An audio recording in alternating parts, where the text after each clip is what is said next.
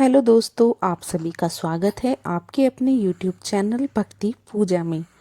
जय कृष्ण दोस्तों, हर हर महादेव।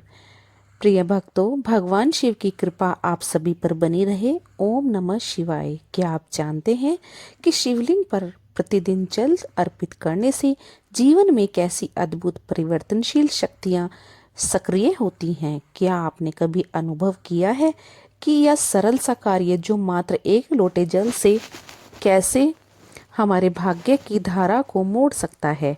हो सकता है आप भी रोज सुबह भगवान शिव को जल चढ़ाते हो, पर क्या आपने कभी उस सन की ऊर्जा को गहराई से महसूस किया है? कल्पना कीजिए, एक साधारण व्यक्ति जिसकी जीवन की नैया तूफानों में डगमगा रही हो, लेकिन जब वह श्रद्धा से भरे मन में शिवलिंग से जल अर्पित करता है तो साक्षात शिव कृपा की वर्षा उसकी ओर बहने लगती है। यह कोई तांत्रिक क्रिया नहीं, बल्कि आत्मा का सच्चा समर्पण है। शिवलिंग यह कोई सामान्य पत्थर नहीं, बल्कि संपूर्ण ब्रह्मांड की ऊर्जा, करुणा और प्रेम का साक्षात्कार रूप है। यही तो हमारे जीवन की हर समस्या का समाधान है। शास्त्रों में स्पष्ट कहा गया है कि जो भक्त सच्चे हृदय से शिवलिंग पर जल चढ़ाता है उसके पाप, गलती से कष्ट मिटते हैं और जीवन में शांति की धारा बहने लगती है। लेकिन क्या यह केवल जल चढ़ाने की बात है या इसके पीछे कोई गूढ़ रहस्य छिपा है? आइए जानते हैं।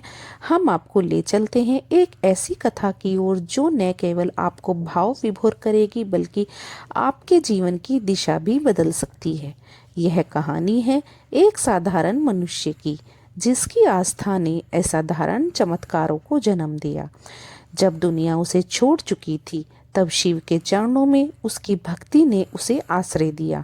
यह केवल एक कहानी नहीं, बल्कि आपके और मेरे जैसे हर उस इंसान की यात्रा है जो सच्चे मन से भोलेनाथ को पुकारता है।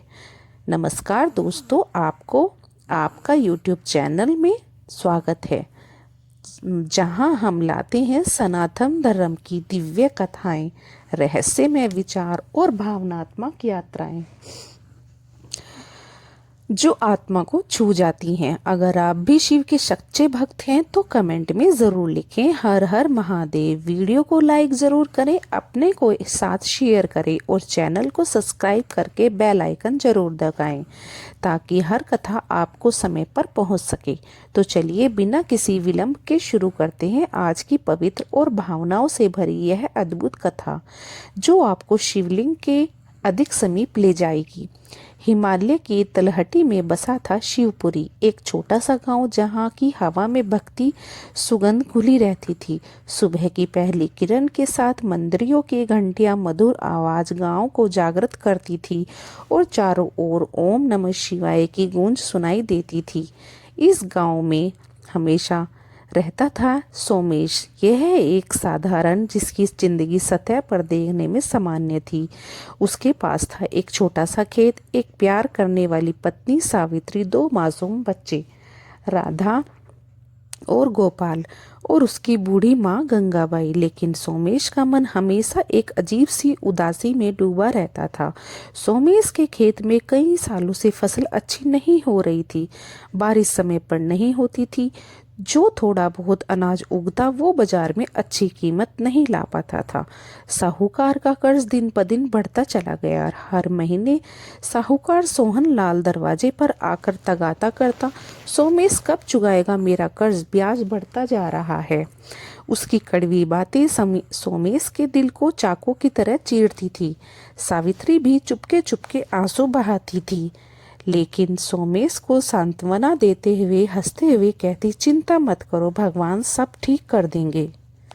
सोमेश की माँ गंगाबाई एक सच्ची शिव भक्त थी। उसकी उम्र 70 के पार थी, लेकिन हर सुबह वह गंगा नदी से जल लेकर गांव के प्राचीन मंदिर में जाती थी। वहां वह शिवलिंग पर जल अर्पित करके बेलपत्र चढ़ाती और घंटों भगवान की भक्ति में लगी रहती थी।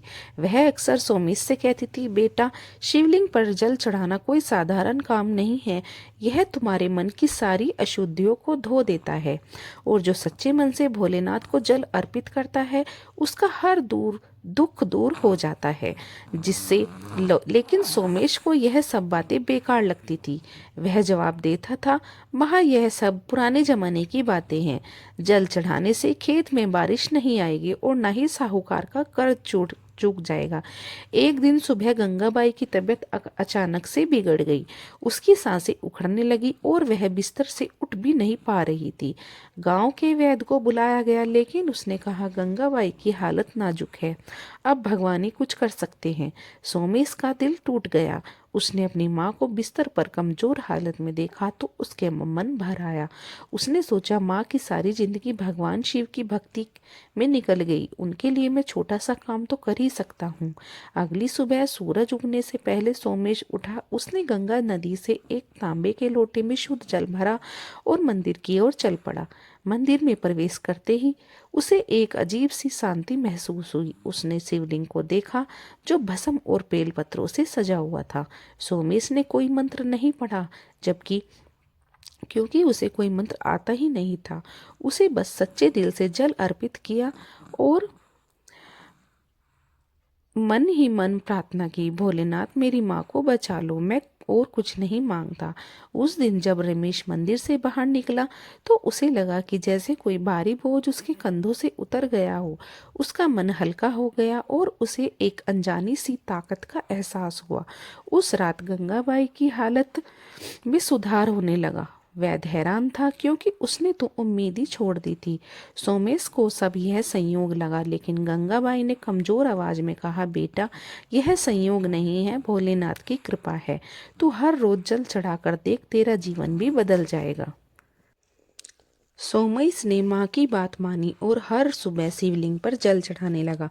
पहले तो वह केवल माँ की खातिर ऐसे करता था, लेकिन धीरे धीरे उसे इस कार्य में आनंद आने लगा। सुबह की ठंडी हवा, नदी के किनारे का सन्नाटा और मंदिर की शांति उसे एक नई ऊर्जा देती थी। वह भगवान शिव से कुछ नहीं मांगता था, बस अपनी माँ की सेहत और परिवार की खुशहाली के लिए प्रार्थना करता था। कुछ महीनों बाद गांव में भयंकर अकाल पड़ गया। आसमान से पानी की बूंद भी नहीं गिरी। गांव वालों के खेत सूख गए और लोग निराश होकर मंदिरों में प्रार्थना करने लगे। लेकिन सोमेश के खेत में न जाने कैसे फसल लहराने लगी। उसके खेत हरे भरे थे, जैसे उसे अकाल ने छुआ ही ना हो। गांव वाले हैरान थे। एक दिन गांव के मुखिया ने सोमेश को बुलाकर पूछा, सोमेश तेरा खेत कैसे इतना हरा भरा है? क्या तूने कोई जादू किया है? सोमेश ने हंसते हुए जवाब दिया, मुखिया जी कोई जादू नहीं, मैं तो रोज बस शिवलिंग पर जल चढ़ाता हूँ, शायद यह भोलेनाथ की कृपा हो। सोमेश की बात सुनकर गांव वालों ने उसका मजाक उड़ाया, लेकिन कुछ लोग प्रेरित हुए और खुद भी शिवलिंग पर जल चढ़ाने लगे। इसी बीच सोमेश की जिंदगी बदलने लगी। उसकी फल की अच्छी कीमत मिलने लगी। साहूकार का कर्ज चुकने लगा। सावित्री और बच्चे भी खुश रहने लगे। राधा और गोपाल अब स्कूल जाने लगे और सावित्री ने घर में एक छोटा सा पूजा स्थल बनाया, जहाँ वह रोज शिवलिंग की पूजा करती थी। लेकिन यह कहानी खत्म नहीं होती। एक रात सोमेश को एक स्वप्न दिखाई दिया। स्वप्न में एक त्रिशूलधारी साधु आए, जिनके माथे पर चंद्रमा चमक रहा था। उनकी आंखों में असीम करुणा थी और उनकी आवाज इतनी गहरी थी कि सोमेश का दिल कांप उठा। साधु ने कहा, सोमेश तुम्हें सच्चे मन से मेरे शिवलिंग पर जल चढ़ाया है। तुम्हारी भक्ति ने मुझे प्रसन्न किया है, लेकिन अब मैं तुम्हें एक और काम करना है। गांव के बाहर जो सूखा हुआ तालाब है, वहां एक प्राचीन शिवलिंग दबा हुआ है। उसे निकालो और उसकी पूजा शुरू करो। यह तुम्हारे गांव की रक्षा करेगा। सोमेश सुबह उठा तो उसके शरीर पसीने से भीगा हुआ था। दिल जोर जोर से धड़क रहा था। उसने सावित्री को अपने सपने की बात बताई। सावित्री ने कहा, सोमेश यह कोई साधारण सपना नहीं है, यह स्वयं भोलेनाथ का आदेश है, हमें इसे मानना चाहिए। सोमेश ने गांव वालों को इकट्ठा किया और अपने सपने की बात बताई। कुछ लोग हंसे और बोले, सोमेश तू पागल हो गया है, सूखे तालाब में शिवलिंग कहाँ से आएगा? लेकिन कुछ लोग, जिन्हें सोमेश की भक्ति पर यकीन था, उसके साथ चल पड़े। सोमेश, सावित्री और कुछ गांव वालों ने मिलकर तालाब की खुदाई शुरू करी। कई दिन तक मेहनत करने के बाद एक दिन उनकी कुटाल पर काले पत्थर से टकराई। जब मिट्टी हटाई गई तो वहां एक प्राचीन शिवलिंग प्रकट हुआ। वह शिवलिंग इतना सुंदर था कि उसे देखकर सभी की आंखें भर आई। उसकी बनावट में एक अलौकिक चमक थी, जैसे वह स्वयं भगवान शिव का रूप हो। गांव वालों ने उस शिवलिंग को बड़े सम्मान के साथ मंदिर में स्थापित किया।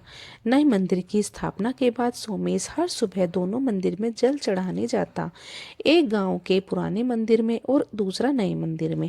इस घटना के बाद गांव में चमत्कार होने लगे। अकाल खत्म हो गया और आसमान से बारिश की बूंदें बरसने लगी। गांव के खेत फिर से हरे भरे हो गए। सोमेश का कर्ज पूरी तरह से झुक गया और उसका परिवार खुशहाल हो गया। गांव वाले जो पहले सोमेश का मजाक उड़ाते थे, अब उसे प्रेरणा लेने लगे। एक दिन सोमेश नए मंदिर में जल चढ़ा रहा था, तभी वहां एक बूढ़ा साधु आया। उसके माथे पर भस्म लगी थी और हाथ में त्रिशूल था। उसकी आंखों में वही करुणा थी जो सोमेश ने अपने सपने में देखी थी। सोमेश ने उसे प्रणाम किया। साधु ने उसे मुस्कुराते हुए कहा, सोमेश, तुमने भक्ति का असली अर्थ समझा है। शिवलिंग पर जल चढ़ाना केवल एक रिवाज नहीं, यह तुम्हारे मन की शुद्धि और भगवान के प्रति तुम्हारी निष्ठा का प्रतीक है। जो सच्चे मन से यह करता है, भोलेनाथ उसका हर दुख हर लेते हैं। सोमांस की आंखों में आंसू आ गए और साधु के चरणों में वह उसका सिर झुक गया। कहा, बाबा, मैं समझ गया, यह जल केवल जल नहीं, मेरी भक्ति का प्रतीक है। साधु ने मुस्कुराकर उसे आशीर्वाद दिया और गायब हो गया। सोमेश को एहसास हुआ कि वह कोई साधारण साधु नहीं बल्कि भगवान शिव थे। उसका दिल कृतज्ञता और भक्ति से भर गया। सोमेश की कहानी हमें यह सिखाती है कि भक्ति में अनंत शक्ति होती है।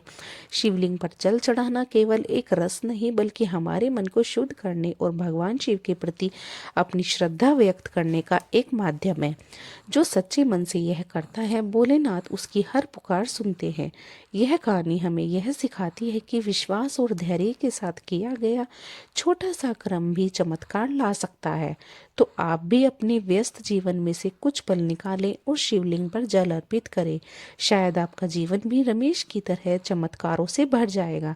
अगर आपको यह कथा पसंद आई हो तो इसे अपने दोस्तों और परिवारों के साथ जरूर शेयर करें और कमेंट में हमें जरूर बताइए इस कहानी ने आपके दिल को कैसे छुआ। प्रेम से बोलिए हर हर महादेव। ऐसे ही रोचक और आध्यात्मिक वीडियो के लिए चैनल को सब्सक्राइब कर लें। वीडियो पसंद आया हो तो लाइक करें और अपने दोस्तों के साथ शेयर। कमेंट में जय भोलेनाथ लिखना न भूलें। फिर मिलते हैं एक और दिलचस्प वीडियो के साथ। भगवान शिव की कृपा आप सभी पर बनी रहे। ओम नमः शिवाय।